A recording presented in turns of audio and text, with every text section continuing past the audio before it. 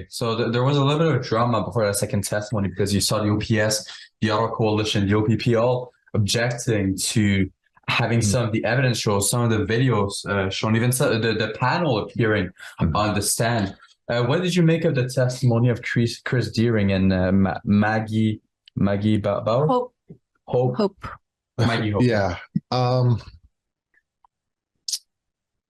Chris Deering has become a friend of mine since the Convoy. So, I've heard the story about not only his experience in Afghanistan when, three of his team got killed in that LAV 3 because they hit an IED and his LAV 3 went 100 feet in the air, killed three of them instantly, flipped over. The turret fell out of the vehicle. Chris fell out of the vehicle, and it's a miracle it didn't fall on top of Chris.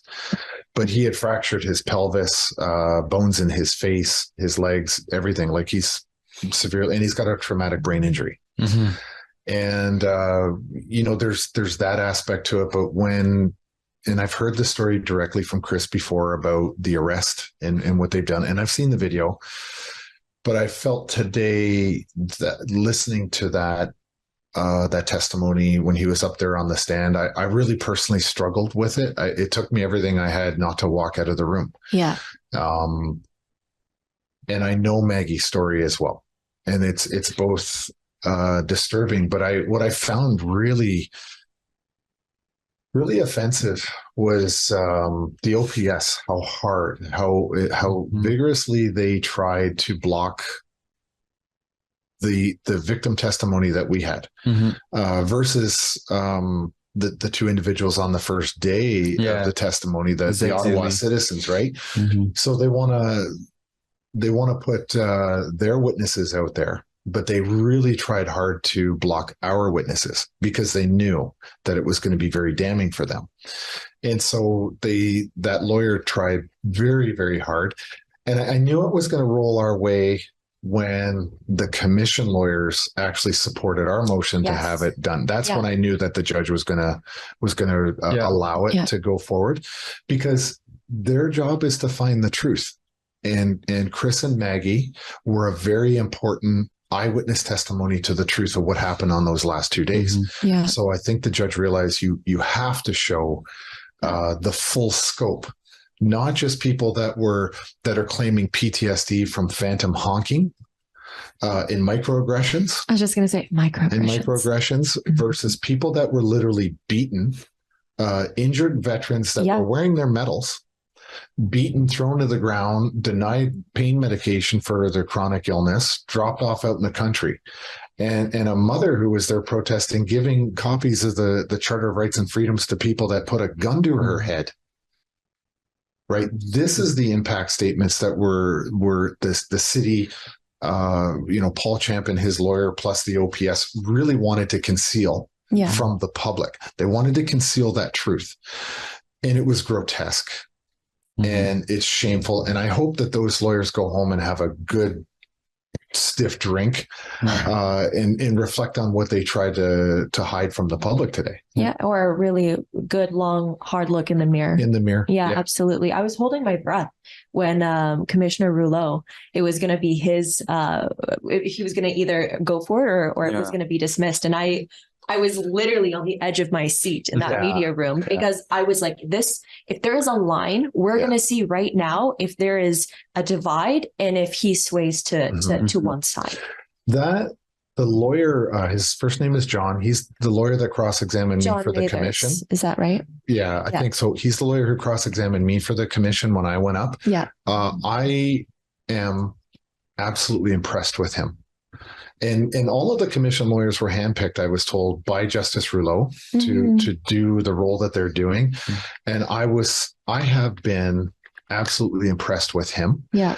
And I started to really pay attention to his line of questioning about a week ago. And honestly, I think I might have even been critical of Justice Rouleau's, I bought into the rumors he was a liberal, and I might have even tweeted about it. And I regret that. I regret that because I've seen nothing but professionalism from Justice Rouleau. And that team of commission lawyers, they are solely focused on the truth. And that is what they're pursuing. And I bought into what they're doing, and I'm very, very impressed. I'm very proud of what they're doing. And they're not even my lawyers, but I'm very proud of the work that they are doing to pursue the truth, because as far as I'm concerned, they are the Canadian public's lawyer right now. And they're doing a great job. Yeah, I fully agree. I've seen nothing but professionalism from Justice Rouleau and Judge Rouleau, Commissioner Rouleau. Yeah. And professionalism doesn't mean that you're fully nonpartisan. Professionalism doesn't mean that you have no political bias. Professionalism means that you're able to put your bias aside and actually do the job that you're there to do. That's what professionalism is. And I understand the people that have doubt, because it's true in the past years, we've seen liberals, people that tend to be more on the liberal party side, show no professionalism. So I guess that's why people were expecting Justice Rouleau to be the exact same way. But I don't think that's what he's shown us since the beginning of the commission. Since we're talking about Chris Deering's testimony, let's take a look at some of what he had to say today. I succumbed and I gave myself to the police. And as the police took me down, again, he knew he kneed me in my side, kicked me in my back. I was laying down. I was in the fetal position on my back. He kicked me in my ankle, my foot. As I was laying down, I had my hands completely up. I'm saying, I'm very peaceful. I'm peaceful. I'm not resisting. I was then punched 4 or 5 times in my head. I had a knee on my back to keep myself down. I was on the ground for 1.5 to 2 minutes. My hands were zip tied. The officers slowly picked me up, and then we slowly proceeded to the processing line. We get to the processing line. The day was -20. I had no gloves on. At the beginning of the processing line, we were standing there, and I had asked, the duration of the processing line was 1.5 to 2 hours. So I was standing there in the cold for 2 hours. I asked the policeman who was on both sides of me, I said, do you mind, you know my conditions, is it okay if I sit or kneel because I'm in chronic pain? It was obvious, my face was flush, and I had cried multiple times, and I don't cry ever. It was the worst pain I had felt since I'd been blown up. The fact that I couldn't sit or stand was to me cruel and unusual punishment. We would go 15, 20 minutes without even moving. I also asked if I could have my medication, in which I had my prescription and my medication on my person, so that if I needed it, I could ask. I asked, and I was denied my medication to comfort my duress. No, this is a testimony of a man who is willing to die for our country. This is a testimony of a man who is willing to sacrifice himself for the greater good of the people of Canada. And this is how those veterans are treated in Justin Trudeau's Canada. I remember before Justin Trudeau became prime minister, maybe after he was elected, before his second election, he had a campaign event where he went in a gym, and there was a guy who stood up and said, "Why aren't you doing more for the veterans?" And he said, "Well, that's not our fault. That's not our fault. They're asking for too much. It's the conservative party. It's Stephen Harper that did to the veterans what we're seeing happen to them." And this is how he treats veterans nowadays. And that's quite a famous clip. And that really, I have to admit, that is incredibly frustrating to the veterans and the military community, that clip. And when you say to a veteran that a veteran is asking more than we're willing to give. And we talked about this the other night, we talked about unlimited liability. So from a soldier, I'm actually going to sign a contract that is called unlimited liability. It means I am willing, if justified, and it's a legal order, to risk my life and possibly give my life legally if ordered to my certain death. And when Justin Trudeau said, you now are asking more than I'm willing to give.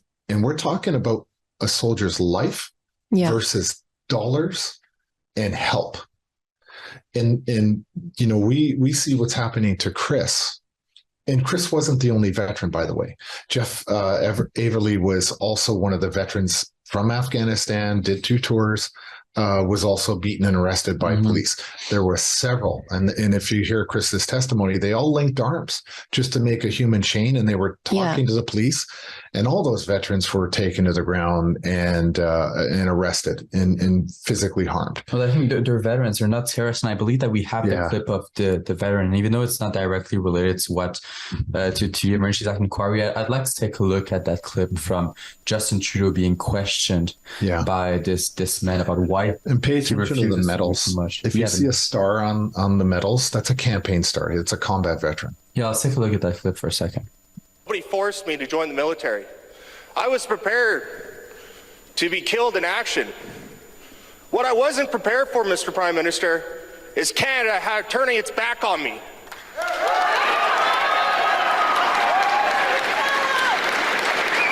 So which veteran was it that you were talking about? Thank you, sir. Thank you for your passion and your strength and being here today to share this justifiable frustration and anger with me and with all of us here. Thank you for having the courage to stand here, and thank you for listening to my answer. On a couple of elements you brought up. First of all, why are we still fighting against certain veterans groups in court? Because they are asking for more than we are able to give right now. They are asking for more than we... Well, no. Hang on. You're asking... You're asking for honest answers. The old Veterans Charter involved lump sum payments and very little in the way of services. We have significantly invested in services, rehabilitation, support, investments in training, in support for caregivers and families that have gone a long way towards improving the quality of life and outcomes for veterans. And we cannot return to the amount of money that was given before without accounting for the money invested in services for veterans. And what I know from veterans I've spoken to is nobody wants, after having served their country with valor and honor and sacrifice, to have their government say, here's your check, now don't bother us anymore. We need to support you through the course of your life with the things that you need, with the things that your family needs for it. And that is at the heart of the new veterans approach that we have, that you will see more details on in the budget coming forward. So I get that. Now, you also brought up... No, absolutely not. Because in Justin Trudeau's Canada, instead of providing housing and food and shelter and supplies, he would rather them have the ability to be provided assisted suicide. And that's what we're seeing right now in Canada. Yeah. Well, instead of thanking the veteran for listening to his response, why isn't he thanking him for his service? No, that's the same man who says we're not able to provide you with what you need to live, but I'm gonna go get a $6,000 a night hotel in England. I'm gonna get a $12,000 grocery bill. Yeah, I'm going to spend so much money on myself and my family, all on your back, all on the back of the taxpayer. Well, and also he's not going to bat an eye to take his private jet to a world climate summit. Yeah. Like, what is going on here? He literally shushed the crowd when they that outcry. Mm-hmm. It gets to me so much. He opens his mouth, and that's my microaggression right there. Is Justin Trudeau. Yeah, I don't want to get too deep into the whole Ukraine thing.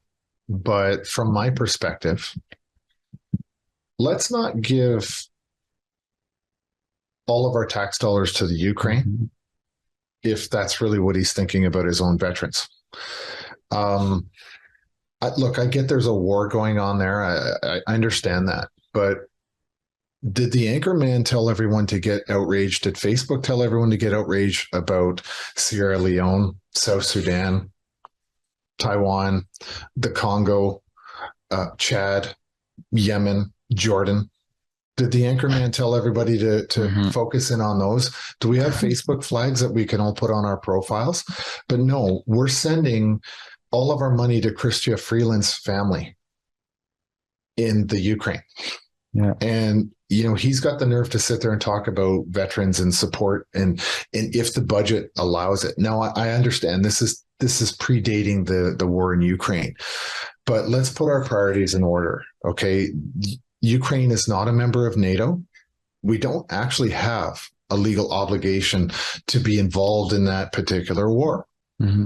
But that's the one that they've chosen, and that's the one that the media has chosen to be involved in.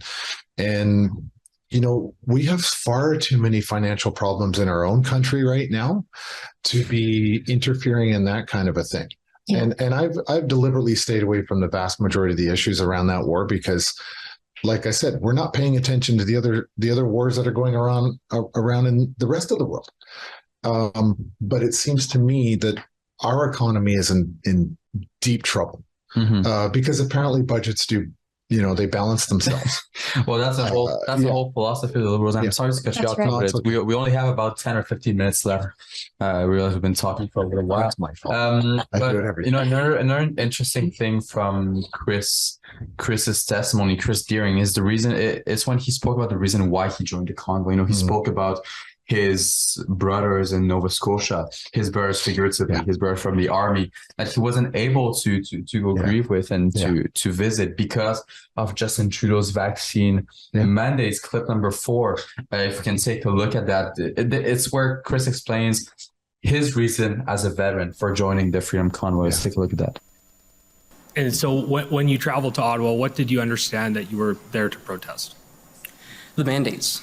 I was there to protest the mandates. And why was that important to you? Because for the last 2 years, personally, as a wounded veteran, I couldn't do anything. I couldn't take my family to a restaurant.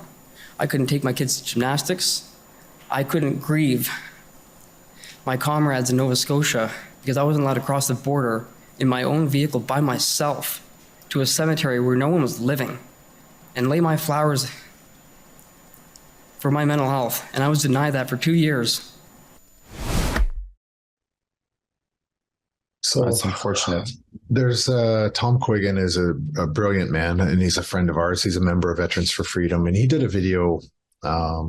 He wrote the script to a video supporting the Dutch farmers and the Dutch veterans. And in it, there's a line where he says, you know, the veterans can no longer be the tip of the sword, but they can be the shield. And that's all I could think about when I was listening to Chris's testimony today, because he came to Ottawa to be the shield for the Canadian public. That was what his heart and his training and his morals and values told him to do, to get here to Ottawa and be the shield with a broken body. Yeah. This is the testament of the character that Justin Trudeau, who is characterless, unless we're talking about a cartoon or a sock puppet or whatever you want to call it. I told you, I'm trying to get the humor back. I'm looking for it. Rather make sock puppet. Yeah, I think I'll stick with that. Yeah. This is the character between one man versus the other, but unfortunately, the wrong one has the authority to use force to attack his own people. Trample the civil liberties of protesters. Yeah. And I'm every day I'm saddened by the fact that the vast majority of Canadians have been asleep for this long. It's incredible to me how people still to this day, I was getting people attacking me on Twitter today for Chris's testimony. Wow. This is what we've this is the leadership that has been provided by Justin Trudeau. Mm-hmm. This is why he is absolutely unfit to be the leader of anything. No, I fully agree. Right, another interesting testimony. So we'll get to testimony of Maggie, and then we'll go to Danny Beaufort shortly. Maggie, and by the way, for our viewers that have been following us since the beginning, since we started doing these live streams, one of the things that Keith Wilson told us in our first live stream, I believe, or our second one, he told us a story of a grandmother who was standing in front of the line of police, who put a charter, the Charter of Rights and Freedoms in front of the protesters, who was grabbed by the police, beaten up, transported far away from Ottawa, and dropped there. And I believe from what I've heard today from Maggie's testimony, Maggie is the person Keith was talking about. That's clip number 6. We can see Maggie describe the exact same situation. I think she can probably confirm it, but she describes the exact same situation that Keith Wilson, the lawyer for the Freedom Convoy, described on one of our first live streams. Let's take a look at her testimony as well, which is absolutely heartbreaking, just like Chris Deering's one. I'll be very brief. So when after I was behind the police line, it's all in my statement. That's there. But I was thrown to the ground, and there was a lot of weaponry around, and I looked up, and there was a gun pointed, it appeared to be at my head. And from there, I was taken outside the city and dropped off. And again, I was at a towing place where they were towing the trucks, and there was no shelter. There was no place to plug in your phone. There was nothing. And thankfully, people came and got us. So. Do you want to start, or should I? Well, you could go. How'd you feel listening to that? It's heartbreaking. Also, because I can't imagine actually testifying and being able to talk about having the barrel of a gun at my head so calmly. So the fact that I just think there's probably such a sense of disassociation to such traumatic things like that, that you could see it. Like, that's why I had such a hard time watching them be ripped apart by those lawyers, because the enormity of the situations that those peaceful protesters were facing, talking about them or just seeing a couple of clips, in my opinion, does not do it justice. So it breaks my heart. Did you hear more of those testimonies that were similar to what Maggie was talking about? Did you hear more of those stories? I did. And you know, as after the convoy and I was campaigning with the Ontario Party, every time I went to events, I would meet people that participated in the convoy. And you heard stories like that all the time. And it was hard to do that campaign because I heard all of the stories. We all did during the campaign, right? And I'll go off on a little bit of a tangent today, but that particular lawyer that tried to discredit both Chris and Maggie today from the OPS, I was so disgusted listening to his testimony. So, it's funny because Chris had given that speech during Rolling Thunder, and it was publicly televised. I listened to it on the radio. I couldn't actually be here for Rolling Thunder. But the lawyer went on to suggest that Maggie and Chris were being paid by the Ontario Party to give that testimony. Wow. Because the Ontario Party, without Chris or Maggie knowing about it, did some fundraising to try to cover their costs for their hotels and fuel and parking and stuff like that. Chris and Maggie had no knowledge of that, but somehow the lawyer, was questioning Chris's authenticity in his motives for testifying, but he could have looked it up online. And I've learned that the lawyers have seen everything there is to see about us publicly. Of course. Knew about Chris probably giving the speech Rolling Thunder, but try to discredit him and tarnish his character by suggesting that he was here for money. And same with Maggie, because the Ontario Party quietly inside their internal email list tried to raise some funds to pay for their cost to be here. Because as you heard, Chris's bank accounts and his credit system or credit have all been affected, and he couldn't pay for parking the other day. I don't know if you heard that on the testimony, but I was speaking to Chris. He actually couldn't pay for parking because his credit card had been dropped down to just over $1,000, and all of his credit has been affected. I don't know about Maggie. I know mine took a hit. I know everybody that was on the list, this list of 56 people, were marked for life in the banking system. Credit scores diminished. I know mine dropped significantly. And none of us have been charged yet. And this is what frustrates me, because this is the kind of Canada that anybody who supports Justin Trudeau, this is what they're begging for.